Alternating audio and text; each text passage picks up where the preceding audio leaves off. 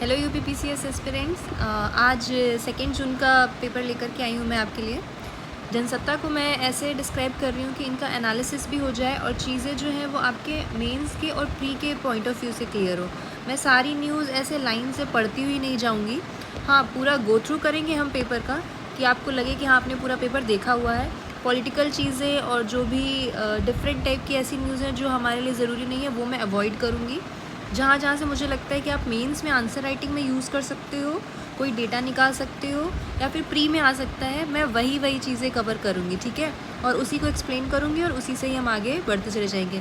Sports तक हम पूरा पेपर पढ़ेंगे और मैं ट्राई करूँगी कि आपको सिर्फ इम्पॉर्टेंट पॉइंट्स मिलें और इसी का ही आप नोट्स बनाएंगे। आप पूरे पेपर का नोट्स नहीं बनाएंगे।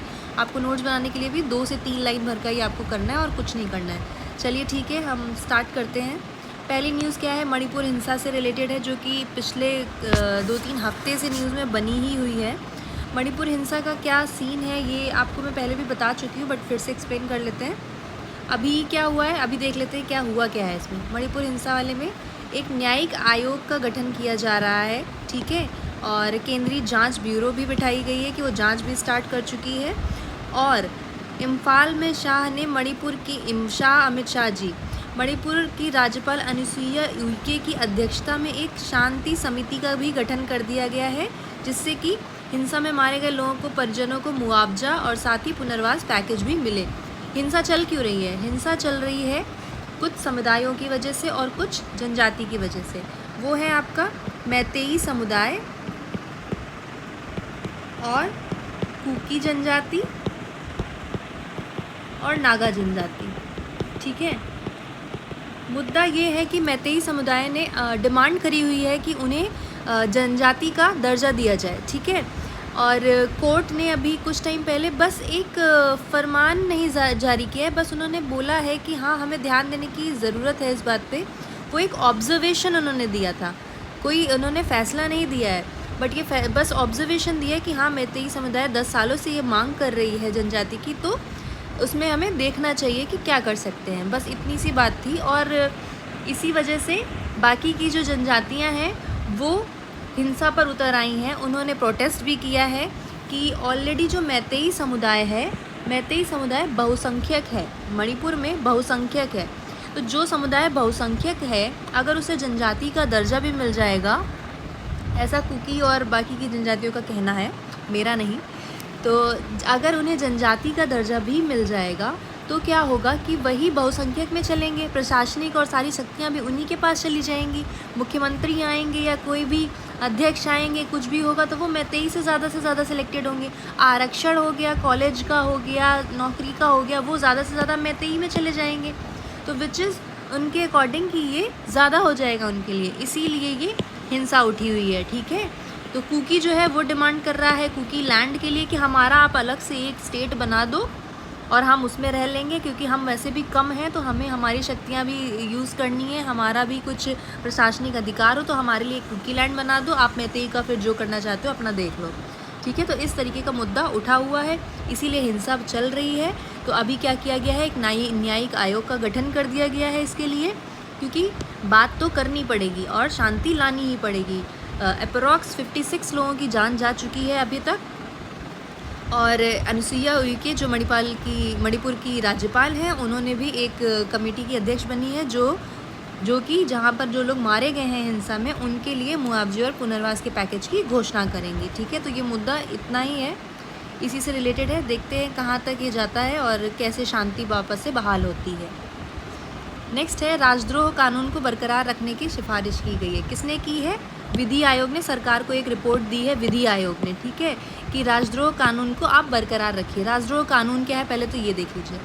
राजद्रोह कानून धारा 124A में राजद्रोह कानून को परिभाषित किया गया। धारा 124A में कोई शब्द या लिखित वक्ता, संकेत या दृश्य प्रतिनिधित्व के द्वारा या अन्यथा घृणा या अवमानना लाने का प्रयास करता है, ठीक है, या उत्तेजित करता है, उसके द्वारा स्थापित सरकार के प्रति असंतोष को उत्तेजित करने का प्रयास कर सकता है। इन शॉर्ट, कोई ऐसे वक्तव्य, दृश्य, संकेत जिनकी वजह से आप सरकार के अगेंस्ट वाली चीज़ों को दिखा रहे हो और उसकी वजह से असंतोष बढ़ रहा है पब्लिक में, हिंसा बढ़ रही है, तो ये राजद्रोह कानून में आएगा, ठीक है। उसे आजीवन कारावास से दंडित किया जाएगा और जुर्माना भी जोड़ा जा सकता है। तो विधि आयोग ने कहा है कि राजद्रोह कानून को हम बरकरार रखेंगे, ठीक है। उन्होंने सिफारिश की है कि बरकरार रखिए, हाँ, लेकिन कैसे उसको यूज़ करना है, क्योंकि कई लोगों पर राजद्रोह कानून लगा करके आप आजीवन कारावास दे दोगे, तो जो कि सही नहीं है। तो उन्होंने बोला है कि स्पष्टता लाई जाए इस कानून में, ऐसे संशोधन किए जाएं कि इस पर लगाम लगाया जा सके कि कहाँ पर यूज़ करना है, इसका दुरुपयोग रोका जा सके, लगाम भी लगाई जा सके और दुरुपयोग रोका जा सके कि कहाँ पर यूज़ करना है और कहाँ पर नहीं यूज़ करना है। तो इस तरह से काम करें, ठीक है। और 22वें विधि आयोग हैं और जिनके अध्यक्ष कौन है, ऋतुराज अवस्थी हैं। प्री में ये क्वेश्चन इंपॉर्टेंट है कि 22वें विधि आयोग के अध्यक्ष कौन है, ऋतुराज अवस्थी हैं। और मेंस के पॉइंट ऑफ व्यू से अगर आ जाता है कि राजद्रोह कानून के बारे में बताइए या राजद्रोह कानून कहाँ तक सही है, तो उसमें आप ये चीज़ें यूज़ कर सकते हैं। फर्स्ट इसकी डेफिनेशन आप नोट कर सकते हो और विधि आयोग ने अपनी क्या सिफारिश दी है वो यूज़ कर सकते हो, ठीक है।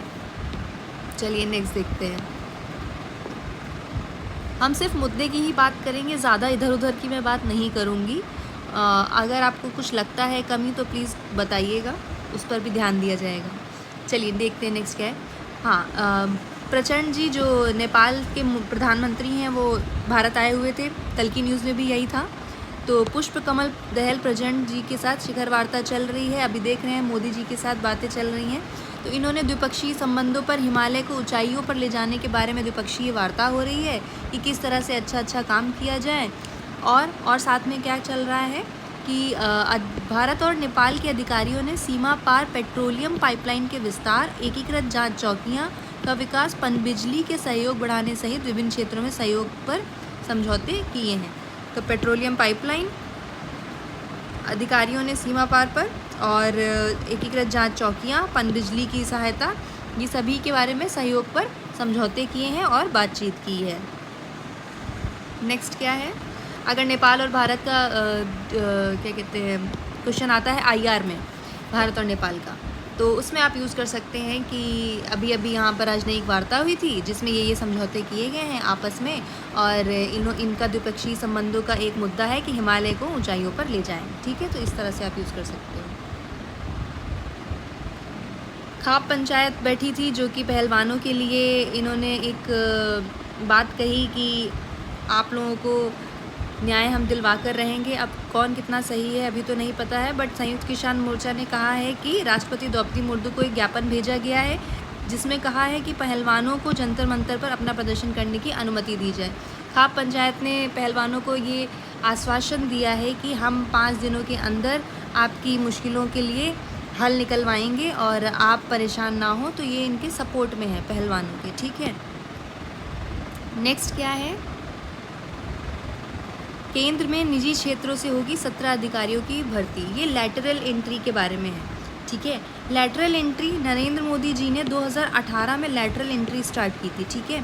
तो लैटरल एंट्री में होता क्या है कि केंद्र सरकार ने निजी क्षेत्र से 17 वरिष्ठ अधिकारियों की सीधी भर्ती करने का फैसला किया है। 3 उप सचिव और 14 निदेशक व उप सचिव शामिल किए जाएंगे।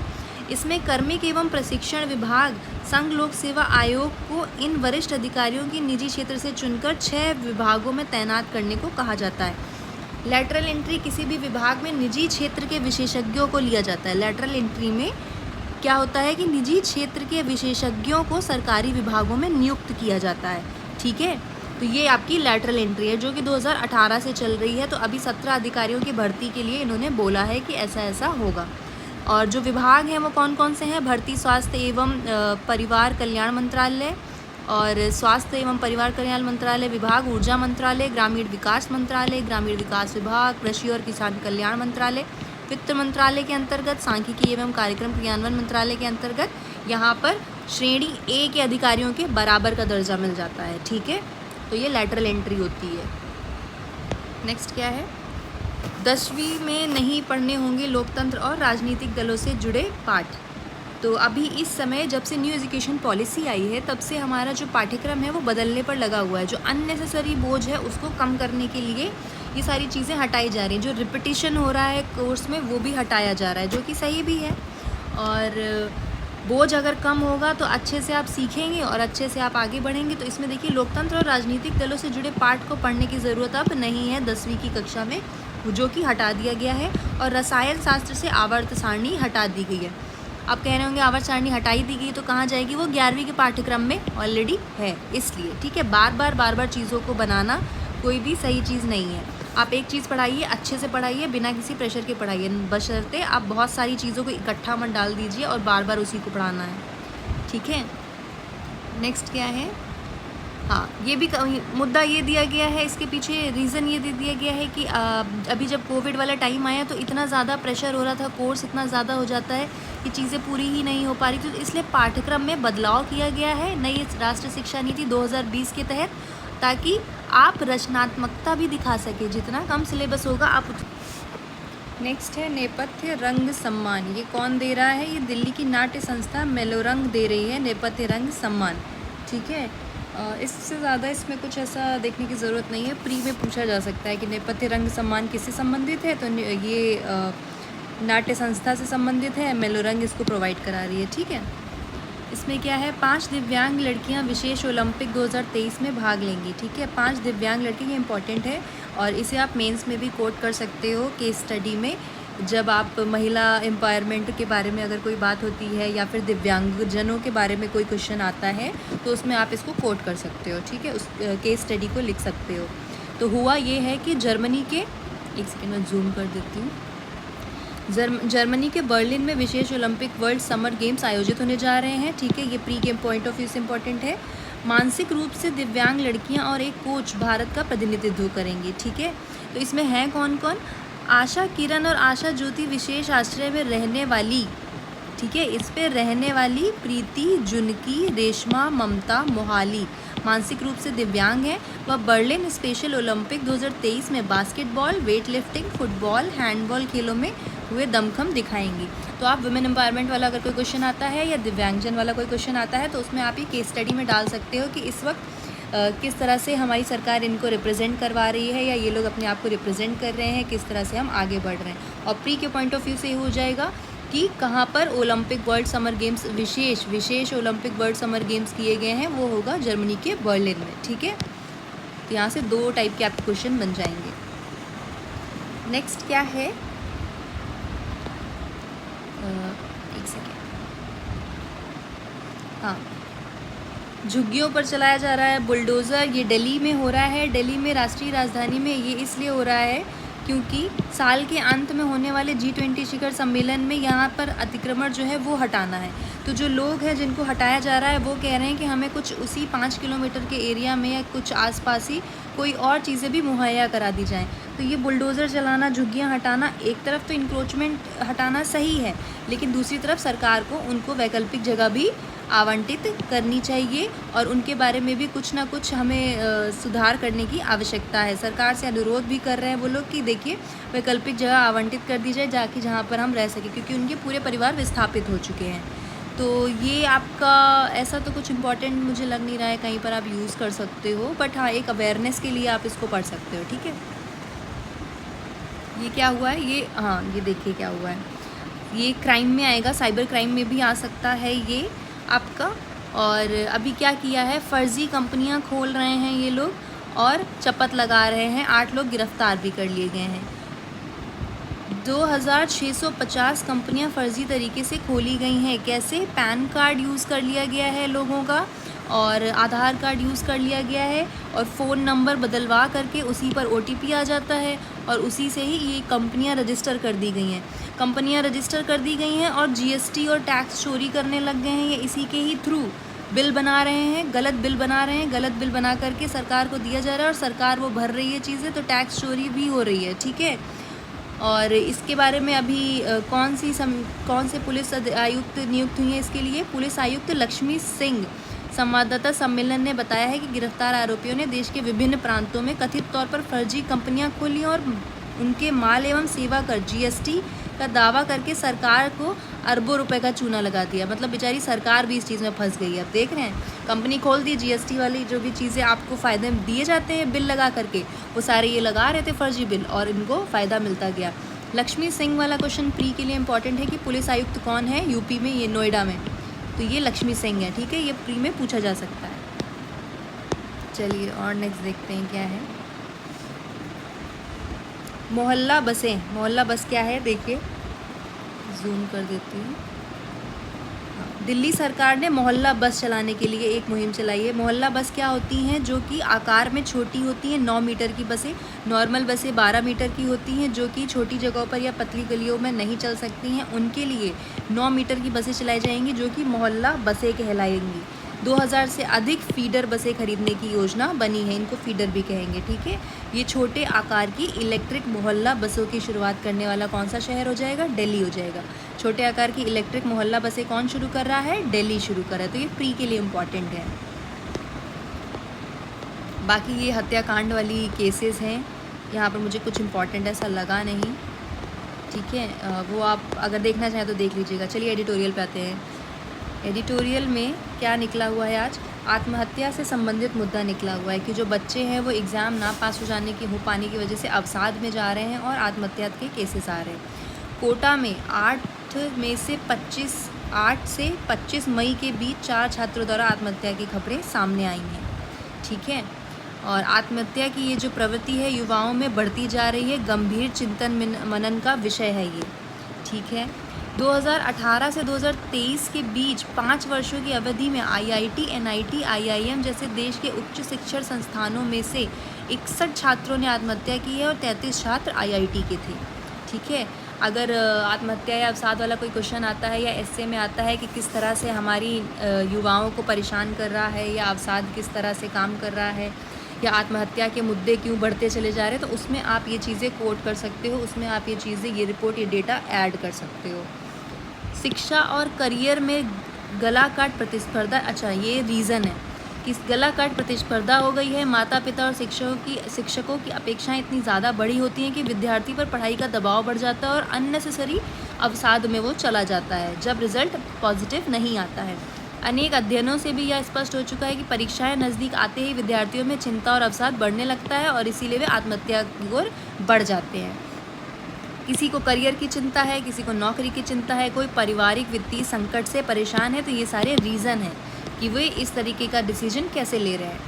एक रिपोर्ट आई है राष्ट्रीय अपराध रिकॉर्ड ब्यूरो की, तो उनकी रिपोर्ट के अकॉर्डिंग 2020 में कुल 12,526 विद्यार्थियों ने आत्महत्या की। वहीं 2021 में यह आंकड़ा बढ़कर 13,089 हो गया है, जो कि बढ़ गया है, ठीक है, जो कि अच्छी बात नहीं है।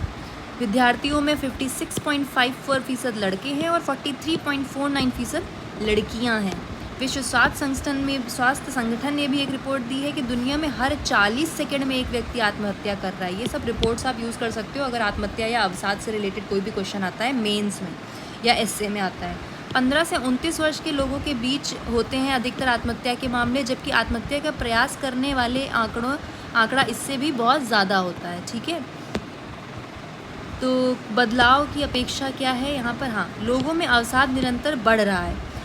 आप इसका कंक्लूज़न क्या दे सकते हैं या फिर क्या हम कर सकते हैं आगे की राह? मनोचिकित्सकों के अनुसार जब कोई व्यक्ति युवा गहरे मानसिक अवसाद या तनाव से जूझ रहा है तो उसके व्यवहार में परिवर्तन दिखाई देता है। तो हमें क्या करना है कि हमें एक ज़िम्मेदार नागरिक की तरह, ज़िम्मेदार भाई बहन या आप जो भी परिवार दोस्त है आपके, तो उनको मानसिक शारीरिक जैसी भी ज़रूरत हो, भावनात्मक मानसिक शारीरिक जैसी भी ज़रूरत हो, हमें सहयोग करने की ज़रूरत है, उनका मनोबल बढ़ाने की ज़रूरत है, उनको अकेला महसूस ना हो, हमें इसकी ज़रूरत है। कहीं ना कहीं अभिभावक भी इस बात के दोषी हो जाते हैं क्योंकि वो इतनी अपेक्षाएं करते हैं, मोहल्ले वालों से कंपेयर करना, ये वो कि अरे तुम नहीं कर पा रहे हो, क्यों नहीं कर पा रहे हो, तो ये सब प्रेशर क्रिएट करता है। तो हमें एक बार समझ भी लेना चाहिए कि वो बच्चा इस चीज़ को लेने के लिए अभी है भी या नहीं, और अगर नहीं है तो उसको हमें दिखाना चाहिए कि ज़िंदगी में और भी चीज़ें हैं। माता पिता या अभिभावक अपने बच्चों की क्षमता और अभिरुचि को सही ढंग से समझें। ज़रूरत से ज़्यादा अपेक्षाएँ रखते हुए परीक्षा के समय भी उनकी मनोदशा से अनभिज्ञ रहते हैं बहुत से माता पिता, जो कि हमें नहीं करना है। सबसे बड़ी भूमिका अभिभावकों, करीबी लोगों और शिक्षकों की हो सकती है। वह सहानुभूति पूर्वक समझाएं कि किसी भी असफलता से उनके जीवन का निर्धारण नहीं होता है। हमारा यह जीवन एकमात्र ऐसी चीज़ है जिसे हम दोबारा नहीं पा सकते। सकारात्मक सोच के साथ अपनी क्षमता अनुसार मेहनत करें और सफलता की बुलंदियों को छू सकते हैं। हमें इस तरह से समझाना चाहिए, इस तरह से टैकल करना चाहिए। और सरकार, सामाजिक संस्थाएं, शिक्षण संस्थाओं को हाल ही में वर्षों में विद्यार्थियों की काउंसलिंग के साथ उनकी पढ़ाई में मदद करने और ज़रूरत महसूस होने पर चिकित्सकीय परामर्श भी मुहैया कराया जाए। ये सब आप वे आउट में लिख सकते हो। ऐसा वातावरण भी तैयार करना चाहिए परिवार में कि इस तरीके का ख्याल ही ना आए, वो अपनी जीवन को अच्छे से बेहतरी से जीने की कोशिश करें। तो ये सब आप कॉमनली भी अपने बिहेवियर में यूज़ कर सकते हो अपने आसपास के लोगों में। और अगर आप लोग भी परेशान हो रहे हो चीज़ों से तो प्लीज़ मत परेशान होइए, अच्छे से रहिए, खुश रहिए। जो होगा देखा जाएगा, पेपर ही है, निकलेगा ठीक है, नहीं निकलेगा तो भी ठीक है, पढ़ते रहो, कुछ तो हाथ लगेगा ही। ये क्या है, शांति गिरा मणिपुर वाली न्यूज़ है। फिर से मैं ऑलरेडी आपको एक्सप्लेन कर चुकी हूँ पूरी न्यूज़ की क्या क्या चल रहा है, तो मुझे नहीं लगता मुझे फिर से यहाँ पर एक्सप्लेन करने की ज़रूरत है, क्योंकि वही सेम चीज़ है। शांति समिति गठित की गई है, न्यायिक आयोग का गठन किया गया है, और क्या मुद्दा है वो मैं आपको समझा चुकी हूँ कि मैतेई और कुकी समुदाय के बीच में ये मुद्दा चल रहा है और हिंसा बढ़ी हुई है। ठीक है, अधूरा पाठ ये है हमारी शिक्षा से संबंधित सिलेबस के बारे में है ये। ठीक है, सॉरी सिलेबस बता रही हूँ। ये कल मैंने आपको एक न्यूज़ पढ़ाई थी कि उत्तर प्रदेश में आगे की पढ़ाई छोड़ दे रहे हैं। 10th और हाई स्कूल 10th और 12th के बाद में आगे पढ़ना ही बंद कर दे रहे हैं, तो उससे रिलेटेड है ये अधूरा पाठ। ठीक है, तो शिक्षा हासिल करने की निरंतरता अभी इस समय बरकरार ही नहीं हो पा रही। एक रिपोर्ट आई है, उसमें देखा गया कि विद्यार्थी स्कूल कॉलेजों के बीच में ही पढ़ाई छोड़ दे रहे हैं, और सरकार की ओर से इसके लिए ठोस उपाय या कदम नहीं उठाए जा सकते हैं, नहीं उठाए गए हैं अभी तक। केंद्रीय शिक्षा मंत्रालय की ओर से 2022 की बोर्ड परीक्षाओं के विश्लेषण में ये बताया गया है कि 10वीं और 12वीं स्तर के पर देश के लाखों बच्चे पढ़ाई छोड़ देते हैं। पिछले साल 35 लाख विद्यार्थी 10वीं से 11वीं कक्षा में पढ़ने नहीं गए और 27.5 लाख सफल ही नहीं हुए, और 7.5 लाख विद्यार्थियों ने परीक्षा ही नहीं दी। ठीक है, आए दिन ऐसा हो रहा है कि शिक्षा व्यवस्था में व्यापक बदलाव करने और समावेशी विकास करने की बात तो करी जा रही है, लेकिन वो दिख नहीं रही है। बच्चे स्कूल छोड़ रहे हैं, कोई समावेशी विकास जैसी चीज़ हमें दिखाई नहीं दे रही है। तो वास्तव में ये नीतियाँ, ये शिक्षा का बदलाव, न्यू एजुकेशन पॉलिसी कब दिखाई देगी, ये हमें अभी नहीं पता चल रहा है। ये हमारी उदासीनता को ही दिखा रहा है, हमारी नीतियों की उदासीनता को दिखा रहा है कि बच्चे उच्च प्राथमिकता वाली पढ़ाई तो ले ही नहीं रहे हैं, पहले ही पढ़ाई को छोड़ दे रहे हैं। ठीक है, रीज़न कई बार ऐसे होते हैं कि वे घर से मजबूर होते हैं, आर्थिक स्थिति के कारण उनको स्कूल छोड़ना पड़ जाता है। कई बार बच्चे बहुत ही अच्छे होते हैं पढ़ने पर आर्थिक परिस्थिति के कारण उनको स्कूल छोड़ना पड़ जाता है। कई बार ऐसा होता है कि लड़कियां स्कूल तक पहुंच ही नहीं है, पहुंच इतनी दूर दूर कॉलेज और स्कूल बनाए गए हैं, हाई स्कूल जाने के लिए उनको दूसरे शहर तक जाना पड़ रहा है, जहाँ तक वो जा ही नहीं पा रहे हैं। परिवहन की सुविधा नहीं है और उनकी सेफ्टी के लिए कोई काम नहीं है, वॉशरूम नहीं सही है, तो इन सब चीज़ों के चलते लड़कियां जाना ही बंद कर देती हैं और लड़के कृषि के कार्य में लग जाते हैं, कमाई में लग जाते हैं, क्योंकि उनको लगता है कि परिवार चलाना अभी से ही ज़रूरी है, और पठन पाठन वो छोड़ देते हैं। ठीक है, तो इन सभी के समाधान के लिए हमें आगे कुछ मुहिम, अच्छी नीतियाँ लानी चाहिए, लोगों को जागरूक करने की बहुत ज़रूरत है, पढ़ाई के स्तर को, क्वालिटी ऑफ एजुकेशन को बढ़ाने की ज़रूरत है, ताकि लोग उसमें इन्वॉल्व हों और उससे हमें रोज़गार भी प्राप्त हो। जैसा कि न्यू एजुकेशन पॉलिसी में बोला गया है कि व्यावसायिक शिक्षा पर काम किया जा रहा है, तो आई होप कि ये व्यावसायिक शिक्षा हमें ज़मीनी स्तर पर भी देखने को मिले। ठीक है, आई होप ये आप समझ गए होंगे इस टॉपिक को। एजुकेशन वाले टॉपिक में आप इसको यूज़ कर सकते हो कि कैसे कैसे यहाँ पर हो रहा है एजुकेशन पॉलिसी में। ये मैंने कल भी आपको समझाया था, तो आप लिख लोगे इस चीज़ को। ये एक इंस्पायर करने वाली चीज़ थी। संघर्षी जीवन है, इसीलिए मैंने इसको बस हाईलाइट किया है। संघर्षहीन जीवन मृत्यु पर्याय है। जीवन में संघर्ष है तो प्रकृति के साथ, स्वयं के साथ, परिस्थितियों के साथ तरह तरह के संघर्षों का सामना आए दिन हम सबको करना ही पड़ता है, जूझना ही पड़ता है, और हर सफल इंसान की ज़िंदगी में एक संघर्ष की कहानी ज़रूर होती है।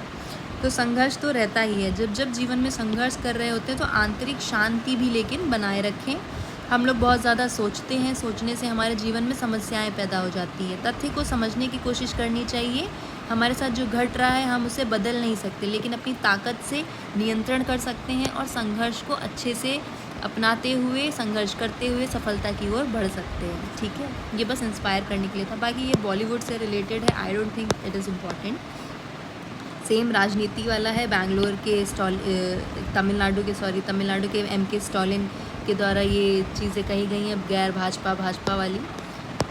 और इसमें इम्पॉर्टेंट अभी क्या है, हाँ ये है जीएसटी संग्रह मई में 12% बढ़कर 1.57 लाख करोड़ हो गया है। ठीक है, जीएसटी लगातार बढ़ रहा है और जीएसटी से जो संग्रह है वो बढ़ रहा है, जीएसटी नहीं बढ़ रहा, जीएसटी संग्रह बढ़ रहा है। ठीक है, तो जीएसटी संग्रह मई से 12% की वृद्धि के साथ 1.57 लाख करोड़ हो गया है। लगातार यह तीसरी महीना है जब जीएसटी संग्रह 1.50 लाख करोड़ से ऊपर गया है। ठीक है, अप्रैल 2023 में जीएसटी संग्रह सबसे ज़्यादा था 1.87 लाख करोड़। प्री में इस टाइप का क्वेश्चन आ सकता है कि जीएसटी संग्रह सबसे ज़्यादा किस महीने में था, या फिर जीएसटी संग्रह पिछले तिमाही से कितने के ऊपर चल रहा है, तो आप 1.50 लाख से ऊपर ही चल रहा, लाख करोड़ से ऊपर ही चल रहा है। इस टाइप का प्री में क्वेश्चन पूछा जा सकता है।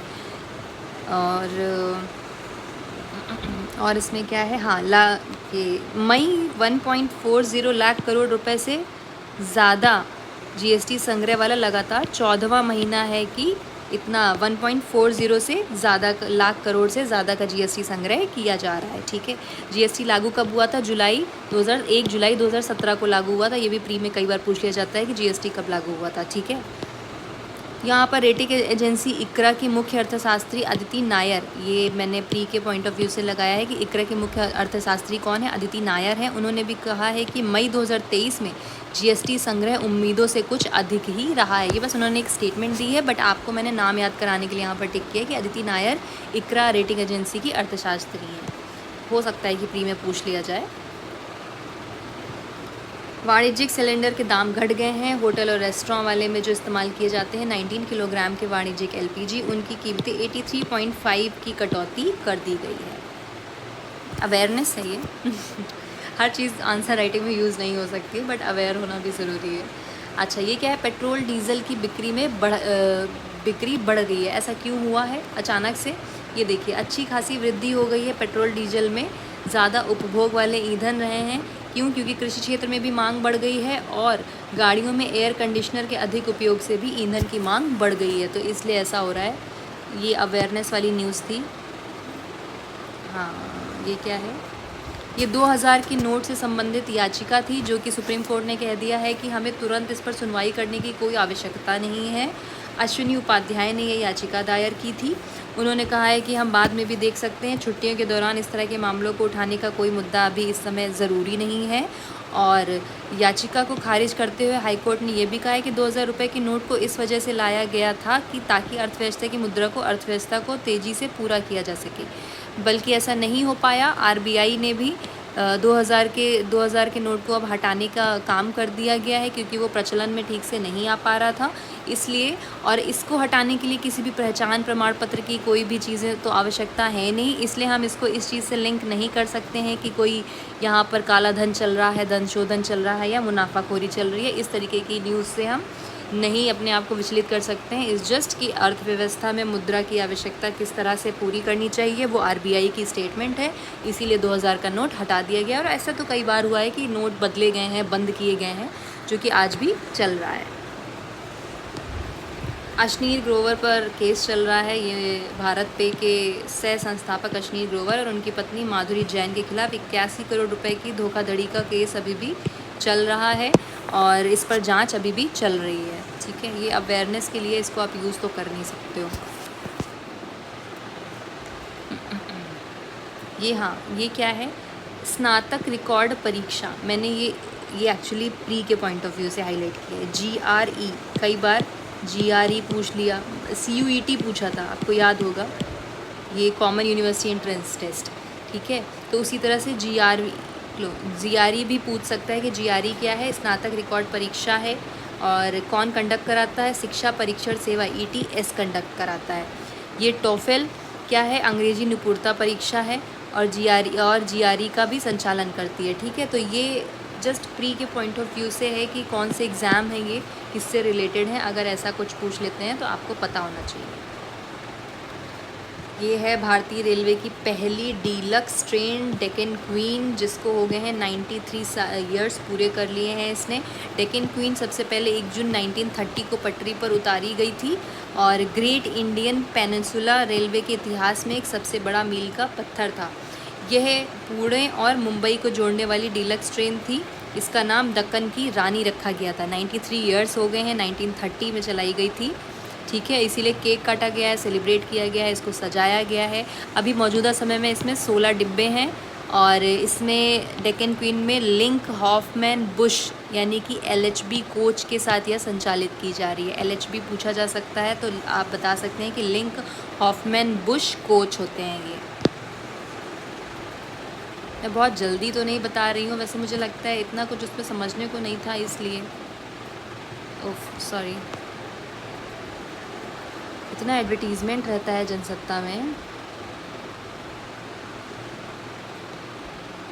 देश दुनिया में देख लेते हैं क्या चल रहा है। रूस यूक्रेन का जो भी संघर्ष चल रहा है वो अभी भी चल रहा है और रूस ने गुरुवार को यूक्रेन की राजधानी कीव क्वेश्चन पूछा जा सकता है, कीव पर एक बार फिर से मिसाइलें दाग दी हैं, 10 अन्य घायल हो गए हैं। रूस ने मई में कीव पर कुल 17 बार हमले कर दिए जो कि ड्रोन हमले ज़्यादा हैं, ठीक है। और सुरक्षा बलों ने बताया है कि मॉस्को ने ताज़ा हमलों के लिए एक छोटी दूरी की इस्कंदर और बैलिस्टिक मिसाइल का भी इस्तेमाल किया है। इस्कंदर और बैलिस्टिक मिसाइल का इस्तेमाल किया है, 17 बार हमले किए हैं और यूक्रेन की राजधानी क्या है, कीव पर ये हमले बार बार रूस कर रहा है, ठीक है। यहाँ पर अमेरिकी और जापान के लोगों के बीच में बात हुई है। टोक्यो में गुरुवार को रक्षा मंत्रालय, अमेरिका के रक्षा मंत्रालय लॉयड ऑस्टिन और जापानी रक्षा मंत्री यशुकाजु हमादा के बीच में एक सम्मेलन हुआ और बात हुई, ठीक है। इस बात में अमेरिकी जो रक्षा मंत्रालय के थे उन्होंने ये बात कही कि चीनी समकक्ष ने सिंगापुर में जो बैठक होने वाली है उसमें मिलने से इनकार कर दिया है। वो ये कह रहे हैं कि हमारी अंतर्राष्ट्रीय हवाई क्षेत्र में चीन की जो सैन्य कार्रवाइयाँ हैं वो बढ़ जाती, कभी बलून फेंक देते हैं, कभी ड्रोन फेंक देते हैं, आप लोगों ने देखा होगा।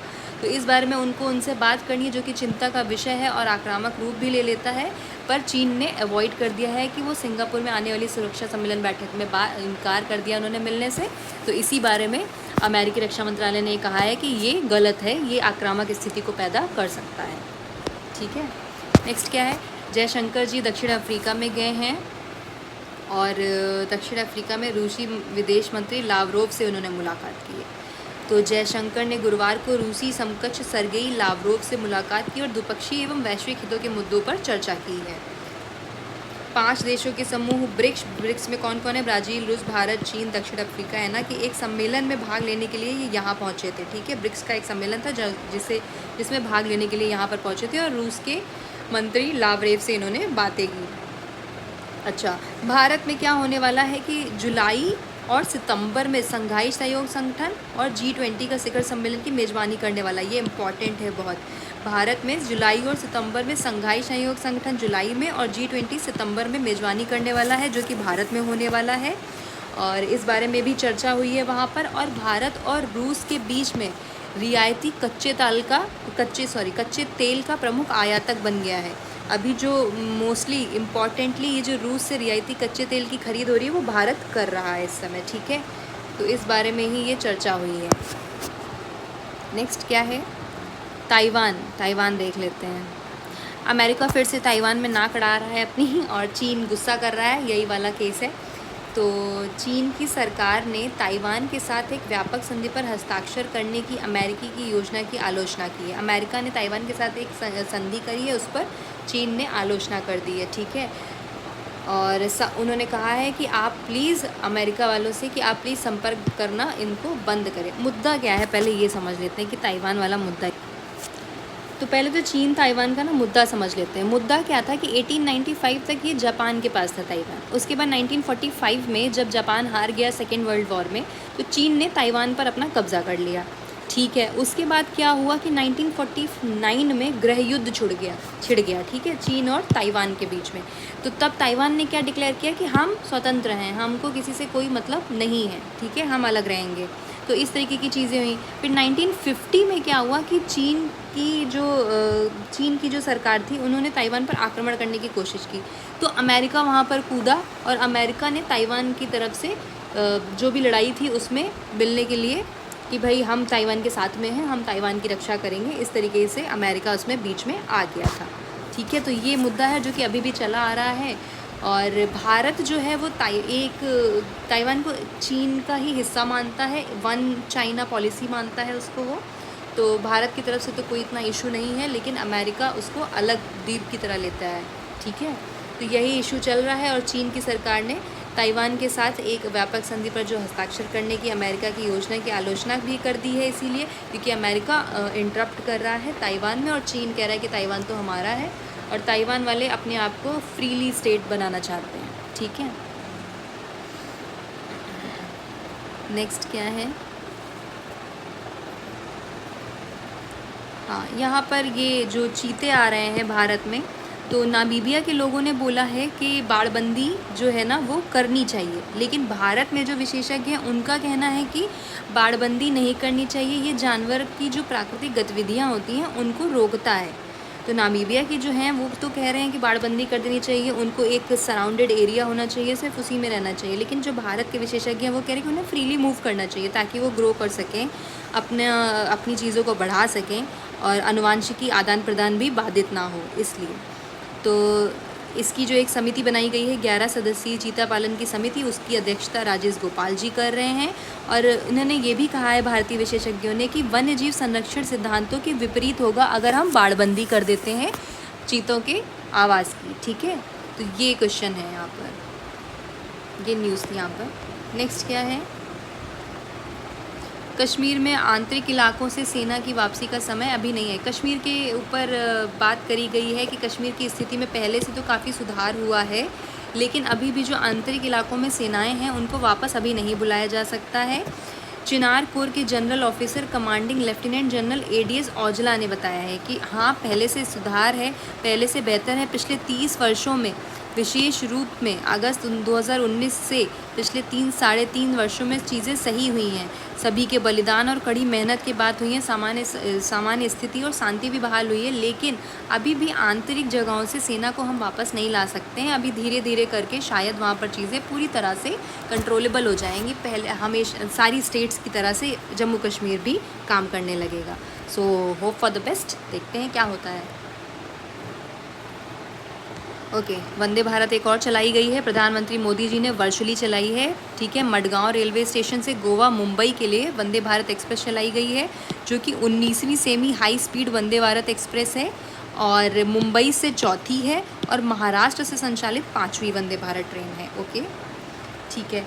बाघों की जान के बारे में आया है एक केस कि 24 घंटे में 2 बाघों की जान गई है। कहाँ पर? केरल और उत्तर प्रदेश में। ठीक है, केरल और उत्तर प्रदेश में 2 बाघों की जान चली गई है। बीते 6 माह में बाघ के मृत्यु का जो आंकड़ा है वो 76 पहुंच गया है। जनवरी के बाद से इसमें अधिक से अधिक बहुत ज़्यादा मौतें हुई हैं। जनवरी 2023 से 17 बाघ मरे हैं।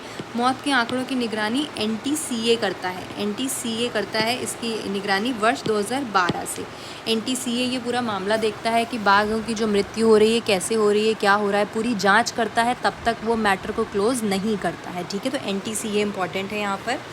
और बाघों की मृत्यु हो रही है जनवरी से, ये भी आप याद रखिएगा। अगर क्वेश्चन आ जाता है स्टेटमेंट वाइज में कि क्या बाघों की मृत्यु हो रही है, कब से, जनवरी से क्या ये डेटा बढ़ा है, तो इस तरीके के क्वेश्चन में आप यूज़ कर सकते, याद रख सकते हो ये चीज़ें। ठीक है, फ्रैंको मुलक्कल कौन है? ये भैया जलंधर बिशप के पद से इन्होंने इस्तीफ़ा दे दिया। जलंधर बिशप एक इनका पोप का एक पोस्ट है, वहाँ से इन्होंने इस्तीफ़ा दे दिया है। तो इन पर क्या हुआ था कि 2018 में आरोप लगाया गया था रेप का, उसके बाद से ये कार्य मुक्त कर दिए गए थे। उसके बाद से जो है ये जलंधर बिशप के पद पर तो थे, लेकिन अब इन्होंने इस्तीफ़ा दे दिया है। ठीक है, अब इनका कहना है कि किसी और को बिशप बन जाना चाहिए, अब मैं इस पद से इस्तीफ़ा दे रहा हूँ और वेटिकन ने उनका इस्तीफ़ा जो है स्वीकार भी कर लिया है। ठीक है, तो मुलक्कल का नाम याद रखिएगा कि फ्रैंको मुलक्कल जलंधर बिशप पद से इस्तीफ़ा दे दिया है। वो कहाँ के हैं? ये यहाँ कोट्टायम के हैं। ठीक है, कोट्टायम के, केरल के पोप फ्रांसिस। ठीक है, नेक्स्ट क्या है? नेक्स्ट स्पोर्ट्स आ गया। स्पोर्ट्स में ज़्यादा कुछ इम्पोर्टेंट नहीं है। अभी क्या हुआ है, जो जीते हैं वही वाली न्यूज़ हम देखेंगे, जो लोग अभी खेल रहे हैं वो वाली न्यूज़ मैं नहीं कवर करती हूँ। तो अभी क्या हुआ है, भारत ने पाकिस्तान को 2-1 से हरा दिया है। कहाँ पर? भारतीय जूनियर पुरुष हॉकी टीम ने गुरुवार को चिर प्रतिद्वंदी पाकिस्तान को 2-1 से हराकर चौथी बार जूनियर एशिया कप खिताब जीत लिया है। सलालाह ओमान में हुआ है ये जूनियर हॉकी। ठीक है, जूनियर हॉकी जो हुआ है वो सलाला ओमान में हुआ है और भारत जीत गया, पाकिस्तान को हरा दिया है। यहाँ पर क्या हुआ है कि भारत के जो लक्ष्य सेन हैं वो चीन के ली सी फेंग को हराकर थाईलैंड ओपन चल रहा है ना 500, उसके क्वार्टर फाइनल में पहुँच गए। अब जीतेंगे कि नहीं वो अभी नेक्स्ट न्यूज़ में पता चलेगा। और किरण जॉर्ज भी यहाँ पर आ गए हैं और उन्होंने अपना 8 में प्रवेश कर लिया है। ठीक है, टॉप 8 में वो आ गए हैं किरण जॉर्ज भी, इसी में थाईलैंड के 500 ओपन में टूर्नामेंट में। ठीक है, बस यही 2 न्यूज़ हैं, इसके अलावा तो एक्स्ट्रा न्यूज़ में है और ऐसा कुछ नहीं है।